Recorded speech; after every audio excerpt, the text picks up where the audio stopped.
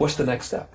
Next step is you've got to create an income for life. And then when I say income for life, it's so interesting because I ask people all the time, why do you invest? What are you investing for? What would your response be? So I'll have money when I'm old. Right? Yeah. So some people say, so I have money when old. Some people say, so I can grow my assets. Some people say, so they tell me all kinds of things. There's only one reason to invest: income. You can have all these companies, but eventually you have to convert that to income to be able to live a great life. The final purpose of all investing is income. And most of us don't know that anymore because all of the marketing machines of the large banks, if you were taking income, it's no longer in their account. So it's bad. So it takes it away from them. So one of the things that I looked at was, I started looking around, and most people know the power of life insurance, right? Don't like it, but I want to make sure if something happens to me, my family's taken care of. But what if you live? And here's what's crazy. The number one fear amongst baby boomers is not death. Death is a far number two, way down the list, number two percentage-wise. Number one is running out of money before they die. Having a life where they don't have income. And it's going to happen, according to all the statistics, to about 75% of the population, right? It's mind-boggling. So what do I do without any income? That's why you see people now in their 70s as greeters at Walmart. You know, it's just they got to figure out what to do because they never figured this stuff out in the beginning. So there is income insurance. Income insurance is old. It's a 2,000-year-old approach to making sure you have money. Julius Caesar was the first one who created it. And here's what it was. They created a pool of money where the soldiers going to go out. And everybody put their money in, and it was held by the government. And whoever came back, they split up that pool of money over time with annual payments. So the word annuity that we all have heard, the word annuity is annual payments. Now you get annuities that pay you every month, but that process that's out there is one of the most successful opportunities for people to create an income. In other words, there's a stage in my life where you build, like you are. You're grow, and you're going up the mountain. You're saving, you're investing, and you're building it to a giant critical mass, to a jackpot. When you get to the top of the mountain, there's going to be a stage where you're not going to want to work. You probably will. Guys like you and I will always work. You don't have to work. And therefore, you tend to work harder. I couldn't imagine not doing it. It's just like I couldn't either. Yeah. Steve Wynn's a dear friend of mine. He's 72 years old. He works harder now than any time I've known him. Just crazy. T. Boone Pickens is a friend of mine. He's 86. When he was 68, he retired. He's a billionaire. He's made more money after coming out of retirement in the last 15 years than he did in the first 68 years, and he's having the time of his life, right? But you want to know you don't have to work.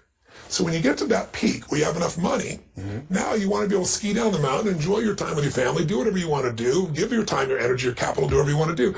That phase you need income for. And most people aren't planning for income.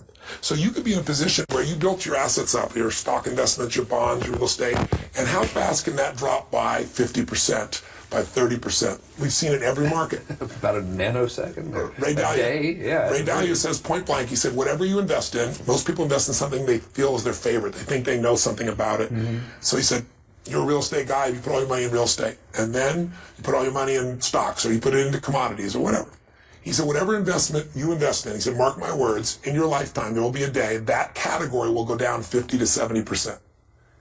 He said, so the only way you protect against that is asset allocation, spreading out against many different baskets, not one. And the other way is you create an insurance policy that says, I'm guaranteed a certain income for life. So what you do is you take a percentage of your earning and you put it in an environment where it grows. And the only problem with that is, I heard annuities, and I was like, annuity maybe is the most negative word. It's like, I know you think about some sleazy insurance sales. Yeah, exactly right. So you associate to it. Yeah. But here's what an annuity is. Bernanke, as the head of the Fed, his top two investments were both annuities. Because I used to read these ads that say, they still market them. It says, what does it say? It says, I hate annuities and you should too. Yeah. And of course you go to it and it's a guy that's selling you stocks, right? And he says, annuities, they have all these fees, and he's right. There's tons of horrible annuities, just like there's tons of negative mutual funds. There's tons of people who got fees everywhere. They take it every year. And the annuity side, there's a commission paid to a guy, he gets paid once. So I want to be really clear. Annuities aren't a great product. Like mutual funds aren't a great product. The right annuity, the right investment is the right one. And that means you've got to be able to strip out all the crazy fees. You got to know what you're getting. For most people, that's complex. I'll give you a perfect example. A variable annuity, very popular annuity, is filled with fees. It's fees on top of fees. It's fees to be inside of the annuity, and then there's fees for a mutual fund on top of it. It's a disaster. But there are types of annuities, like, done properly, like these hybrid annuities, they call them, where it's tied to an index, meaning a stock market index. So here's how it works. You get the upside without the downside. If the stock market goes up, you get a percentage of that growth. If it goes down, you lose nothing.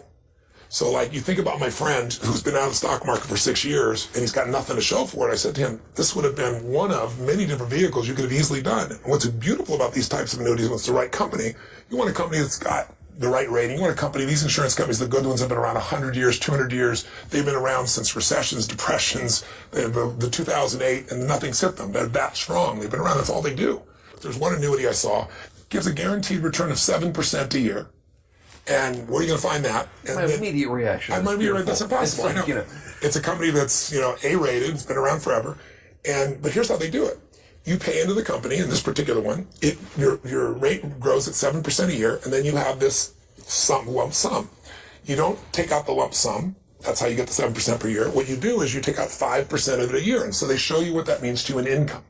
Because what you really want is income. Mm-hmm. If you're in the stock market and it drops 50%, your income is just cut in half, and then to grow it back can take decades. So there's some that are tied to the stock market. There's some where annuities that are available today, brand new ones, where I saw this one, it blew my mind, where you take the upside of the stock market and they take what's called a spread. So they'll take 1.5% off the top. So if the market goes 10%, you got 8.5%. If it goes 20, you got 18.5%, right? Mm-hmm. And if it loses money, you lose nothing, and there are no fees if it doesn't make money. That's a much more attractive proposition. It's mind-boggling. And then they have a second piece which says, if you leave your money with us and you don't take it out, if you leave it with us, then you can convert that to income in the future.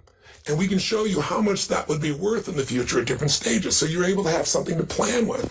So I'm talking about a subject that's really complex. I realize I'm trying to explain this in a few minutes. And I haven't tried to do it verbally. I do it in the book really step by step. But take it this way. If you knew today that you could put a certain amount of money aside, and instead of wondering how the stock market was going to go, you knew that meant for you $5,000 a month, $10,000 a month, $20,000 a month, whatever it is, for as long as you live, and that even if all the money you put in, you'd outstripped, you'd still be receiving the money. That's what you get in these types of income insurance plans. And the way they do it is, some people live very long. Today, Social Security was developed, 1920s, 1930s, right, under Roosevelt. 65 years old is when you're supposed to get it. Well, the average life span was 62 then. Yeah. So it was for the outliers that were being taken care of. And it was to make sure in your older years, 3 or 4 or 5 years of retirement, you'd have some money, you'd be able to live your life, be with your family. Well, today, people living, 85 years. So at 65, they've got 20 years of retirement and they have no plan. And that's the average person, right? If you're married, one of the two people in your marriage, there's an 80% chance they'll live to 92 years old. So we're living longer and longer, and technology is just being started to really be brought to it. And yet we work for 30 or 40 years, and then we're supposed to have enough money for 30 years or 20 years. Most people don't have it. So these types of programs that I explain in here step by step, these programs can give you the income for life so you don't have to ever run out of money. When I was with a gentleman by the name of Jack Bogle who started Vanguard, and Vanguard is, the largest mutual fund in the world, but it's an index fund. So they charge very, very small fees, 20 basis points. That means 0.20 when you use basis points. By the way, there's a lot of jargon in this industry. I said to him, I know you believe in investing in the market. I said, but there's a dirty little secret. And the little secret is called sequence of returns. That if you work and you build your whole life up to get this nest egg, and that's large enough that you can invest in a secure environment and have income coming back to you. It's like your money machine. You don't have to work. But then the market takes a hit. Then it can make a huge difference in where your income is. I said, versus if you have a contract with an insurance company that guarantees you that income, and the company's been around 100 and whatever years, or you diversify amongst multiple insurance companies. I said, those have been proven over hundreds of years to be successful. He said, that's true. I said, the whole dirty secret is, if I'm investing well in the first 3 or 4 years of my retirement, the stock market's up, I might have millions of dollars over the course of my life. If in those first few years it's a 2000 or a 2008 and the market drops 50%, I can show you statistically, you never get back to where you need to be based on your age. Mm-hmm. So having a balance of assets and having some of these, insurance policies where I know what my income's going to be is the fifth step. It's really making sure that you put the balance in. And at a different stage of life, you're going to be focusing on this more.